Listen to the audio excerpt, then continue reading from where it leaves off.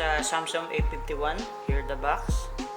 The side box. It's have Samsung Galaxy A51. Here the model. It's a Prism Crush Black 128 GB. This is usually it's not unboxing, re-unboxing. We open it and then you can see the mobile itself that has a Samsung Galaxy A51, Infinity O display, quad camera, on-screen fingerprint. Okay, that's aside. First, the phone. We have a USB brick, power brick.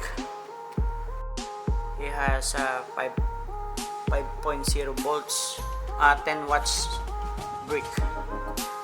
It's a European plug, 3-pin, the standard plug now for Saudi Arabia. And then we have a USB B to Type-C.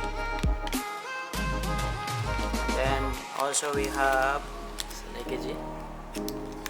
it's a regular headphone, 3.5 millimeter jack. Then we have the documentation. It's under the cover of the box.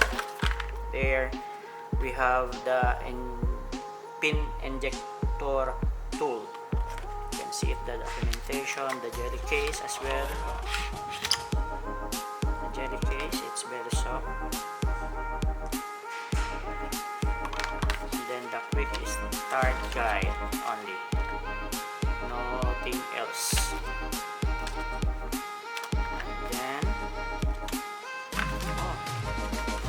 Warranty should be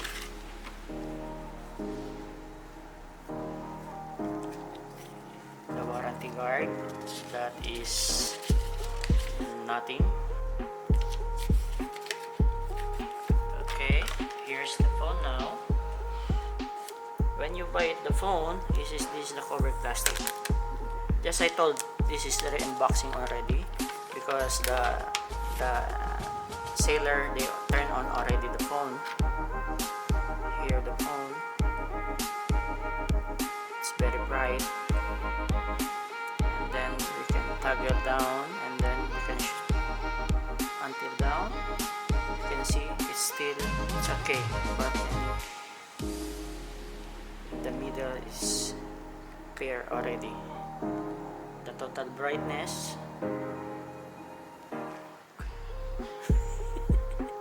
should be not see that. No. Which one not see? This one.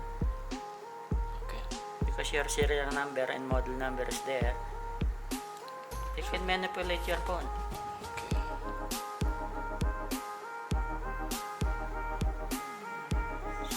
Software update.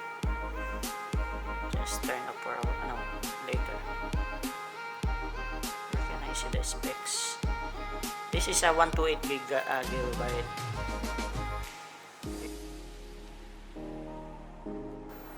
And then octa-core, Android version 9.05.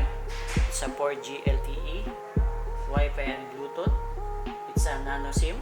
It's a dual SIM with a dedicated SD card, USB Type-C, 6 GB RAM, Exynos 9611 for chipset.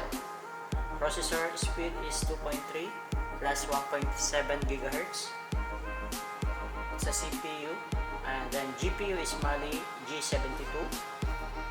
The battery is lithium polymer. Fast charging, removable, no battery. Flash, yes. Video resolution 920 by 1080p pixels. It's a display for Super AMOLED capacitive touch screen. Display resolution is 1080 by 2400 pixels. It's a Corning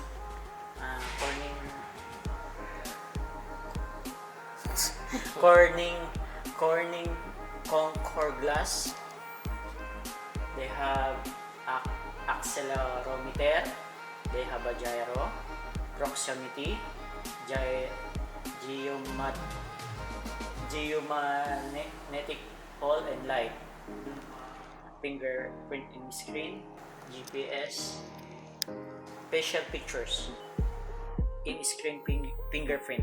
The width is 73.60 millimeter. The height is 158.50 millimeter. The depth is 7.90 millimeter. And then the weight is 0.300 grams.